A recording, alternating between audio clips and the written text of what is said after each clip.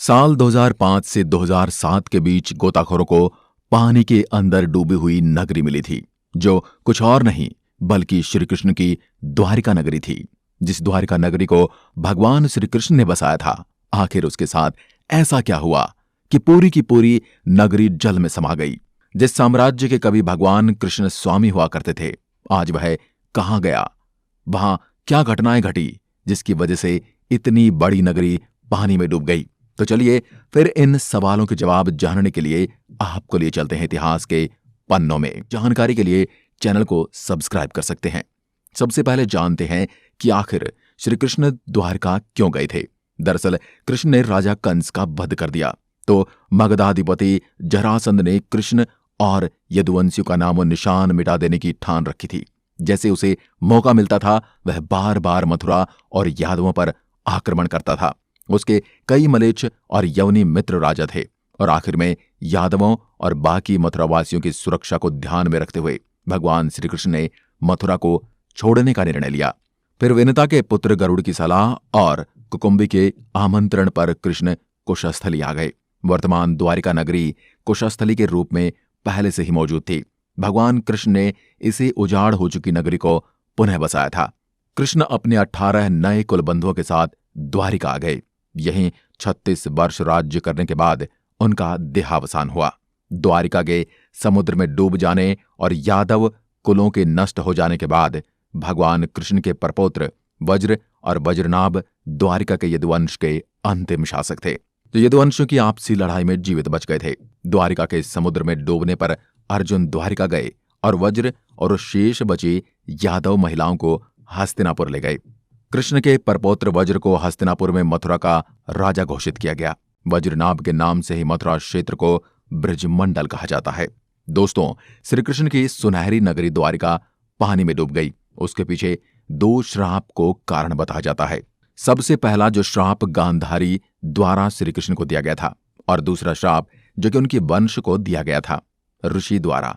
और पहले श्राप की बात करें तो महाभारत युद्ध में पांडवों की जीत के बाद श्री कृष्ण ने युधिष्ठिर को राजगद्दी पर बिठाया और राज्य में जुड़े नियम कानून उन्हें समझा करके कौरवों की माता गांधारी से मिलने पहुंचे।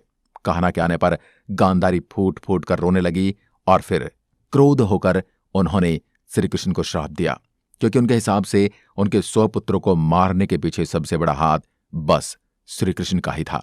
और इस श्राप को श्री कृष्ण ने खुद खुशी खुशी स्वीकार कर लिया। उन्हें भी पता था अगर वह गांधारी के पास जाएंगे तो उन्हें वह श्राप अवश्य देगी।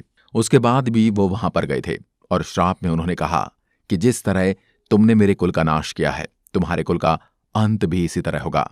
श्री कृष्ण साक्षात भगवान थे, चाहते तो इस श्राप को निष्फल कर सकते थे, लेकिन उन्होंने मानव रूप में लिए अपने जन्म का मान रखा और गांधारी को प्रणाम करके वहां से चले गए।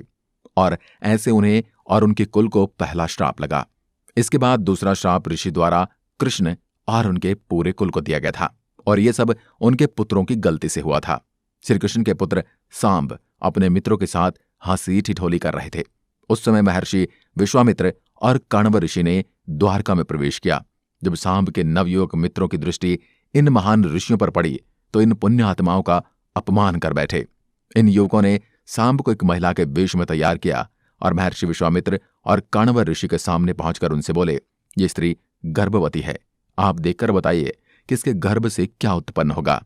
दोनों ही ऋषि युवकों के इस परिहास से अत्यंत क्रोधित हुए और उन्होंने कहा कि इसके गर्भ से एक मूसल उत्पन्न होगा, जिससे तुम जैसे दुष्ट, असभ्य और क्रूर लोग अपने समस्त कुल का नाश कर लेंगे। इस घटना का पता श्री कृष्ण को चला तो उन्होंने कहा, यह ऋषियों की वाणी है, व्यर्थ नहीं जाएगी। और अगले ही दिन सांब ने एक मूसल उत्पन्न किया। इस मूसल को राजा अग्रसेन ने समुद्र में फिकवा दिया ताकि इसका इस्तेमाल कोई न कर सके और हानि को टालने की कोशिश की जा सके। साथ ही श्री कृष्ण ने नगर में घोषणा करवा दी कि अब कोई भी नगरवासी अपने घर में मदिरा नहीं बनाएगा, क्योंकि कृष्ण नहीं चाहते थे कि उनके कुल के लोग और संबंधी मदिरा के नशे में कोई अनुचित व्यवहार कर परिवार सहित एक दूसरे का नाश कर बैठे, क्योंकि ऋषियों की वाणी तो सच होनी ही थी। और उस वक्त यादवों में काफी ज्यादा गुरूर आ गया था, जिस वजह से मदिरा उनके सीधा दिमाग पर काबू कर लेती, और ऐसे में उससे क्या पाप होते ये कोई नहीं जानता। और यादवों को मदिरा पीना बेहद ही पसंद था। यानी ये सब धीरे धीरे अधर्मी बनते जा रहे थे। धार्मिक पुस्तकों के आधार पर महाभारत युद्ध के 36 वर्ष के बाद द्वारिका नगरी में बहुत अपशकुन होने लगे थे। यहां पर एक कहानी के मुताबिक चूहों की आबादी भी काफी बढ़ गई थी, जिससे अनाज भी बिगड़ रहा था। उन लोगों का रहना भी मुश्किल हो रहा था। यहां पर एक के बाद एक मुसीबतें आती जा रही थी। ऐसे में श्री कृष्ण समझ गए थे कि गांधारी का श्राप अब सच होने का समय आ रहा है। कान्हा ने सभी यदुवंशी पुरुषों को तीर्थ पर जाने के लिए कहा। इस पर सभी लोग द्वारिका नगरी से तीर्थ के लिए निकल गए। प्रभास क्षेत्र में आने पर विश्राम के दौरान किसी बात पर ये लोग आपस में भिड़ गए। यह बहसबाजी झगड़े में बदली और झगड़ा मारकाट में बदल गया। इस दौरान ऋषियों का श्राप इस रूप में फलीभूत हुआ कि सामने जिस मूसल को उत्पन्न किया था, उसके प्रभाव से प्रभास क्षेत्र में खड़ी एर का घास को लड़ाई के दौरान जो भी उखाड़ता, वो एर का घास मूसल में परिवर्तित हो जाती। और ये कोई ऐसी वैसी मूसल नहीं थी, ये ऐसी मूसल थी जिसका एक प्रहारी व्यक्ति के प्राण लेने के लिए पर्याप्त था। इस लड़ाई में श्रीकृष्ण के पुत्र प्रद्युम्न भी मारे गए। सूचना मिलते ही कान्हा प्रभास क्षेत्र पहुंचे। अपने पुत्र और प्रियजनों को मृत देखकर श्रीकृष्ण ने क्रोध में वहां खड़ी एर का घास उखाड़ ली और हाथ में आते ही उस घास ने मूसल का रूप ले लिया। लड़ाई में जो लोग बचे रह गए थे, जिन्होंने अपने परिजनों को मारा था, श्रीकृष्ण ने एक एक बार से उन सभी का वध कर दिया। अंत में सिर्फ श्रीकृष्ण, उनके सारथी दारुक और बलराम बचे।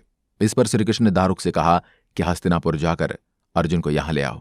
फिर बलराम को वहीं रुकने को कहा और स्वयं अपने पिता को इस संहार के बारे में सूचित करने द्वारिका चले गए। कान्हा ने वासुदेव जी को इस नरसंहार के बारे में बताया और कहा कि जल्द यहां अर्जुन आएंगे। आप नगर की स्त्रियों और बच्चों को लेकर अर्जुन के साथ हस्तिनापुर चले जाइएगा। जब श्रीकृष्ण वापस प्रभास क्षेत्र पहुंचे, तब बलराम जी ध्यान अवस्था में बैठे थे। वो समाधि लेने की तैयारी में थे। कान्हा के पहुंचते उनके शरीर से शेषनाग निकले और श्रीकृष्ण के आशीर्वाद से वो वैकुंठ धाम पहुंचे। और इस तरीके से बलराम जी ने अपने प्राणों को त्याग दिया। अब श्रीकृष्ण इधर उधर घूमते हुए अपने जीवन और गांधारी के श्राप के बारे में विचार करने लगे और फिर एक पेड़ की छांव में बैठ गए। और कुछ कहानी के अनुसार वो समाधि लेने के ध्यान में बैठे थे और अपने देह को त्यागने वाले ही थे। उसी समय जरा नामक एक शिकारी का बाण उनके पैर में आकर लगा, जिसने दूर से उनके पैर के अंगूठे को हिरण का मुख समझकर बाण चला दिया था। जब वह शिकारी शिकार उठाने पहुंचा तो श्रीकृष्ण को देखकर क्षमा मांगने लगा। कान्हा ने उसे अभयदान देकर देह त्याग दी।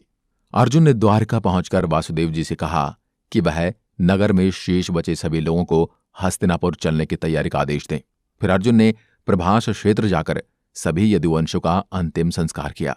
अगले दिन वासुदेव जी ने प्राण त्याग दिए। उस पर उनका अंतिम संस्कार कर अर्जुन सभी महिलाओं और बच्चों को लेकर द्वारिका से निकल गए।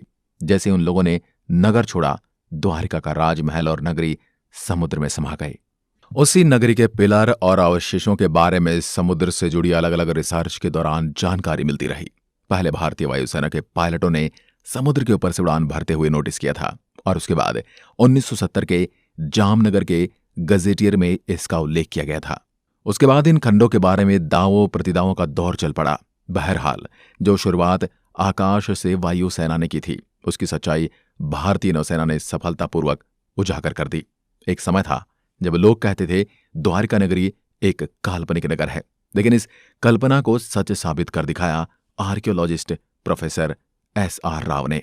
प्रोफेसर राव और उनकी टीम ने 1979 से 80 में समुद्र में 560 मीटर लंबी द्वारका की दीवार की खोज की। साथ में उन्होंने वहां पर उस समय के बर्तन भी मिले और 1528 ईसा पूर्व से 3000 ईसा पूर्व के ये बर्तन हैं। इसके अलावा सिंधु घाटी सभ्यता के भी कई अवशेष उन्होंने खोजे। इस जगह पर भी उन्होंने खुदाई में कई रहस्य खोले, जहां पर कुरुक्षेत्र का युद्ध हुआ था।